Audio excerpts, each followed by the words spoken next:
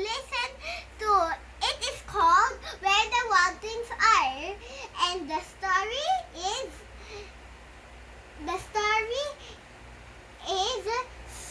Where the Wild Things Are. And let's see who wrote it and drew it. Story and pictures by Maurice Sendak. So let's get reading. Where the Wild Things Are. Where the Wild Things Are. This is Max and two of the wild things, but you'll see more wild things while we're reading the story a bit later. The night Max wore his wool suit and made mischief of one kind and another. His mother called him Wild Thing, and Max said, "I'll eat you up." So he was sent to bed without eating anything. That very night, in Max's room, a forest grew and grew until his ceiling hung with vines, and the walls became the world all around him. And an ocean tumbled by with a private boat for Max, and he sailed off through night and day, and in and out of weeks, and almost over a year, to where the wild things are.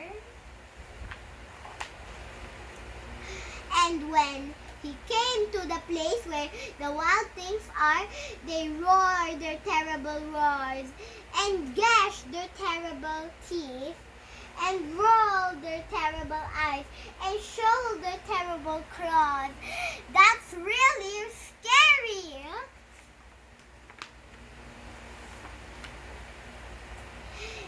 Till Max said, "Be still," and tamed them with the magic trick of staring into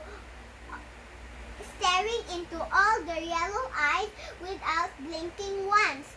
And they were frightened and called him the King of all wild things, and made him King of all wild things. And now, cried Max, let the wild romper start. Ooh, what do you think they're planning? I don't think they're happy with Max. Look at their eyes to Max, and I think they're wanting to eat them. Do you think so? Do you think they're just pretending? Look at Max sitting on that wild thing's shoulders. And he's looking at him, and he doesn't look very happy. What do you think he wants to do? Now stop, Max said, and sent the wild things off to bed without their supper. And Max, the king of all wild things, was lonely and wanted to be where someone loved him the best of all. Then all around, from far away across the world, he smelled good things to eat. So he gave up being king of all wild things. But the wild things cried, "Oh, please don't go. We'll eat you up. We love you so." And Max said, "No." The wild things roared their terrible roars, and gashed their terrible teeth, and roared their terrible eyes, and showed their terrible claws. But Max stepped into his private boat and waved goodbye, and sailed back over a year, and in and out of weeks, and through a day, and into the night of his very own room, where he found his supper waiting for him, and it was still hot. What do you think about the story? Do you like it? I hope you have sweet dreams. Do you think it's real that there was a forest that grew into Max's room? I hope not, because that's scary too.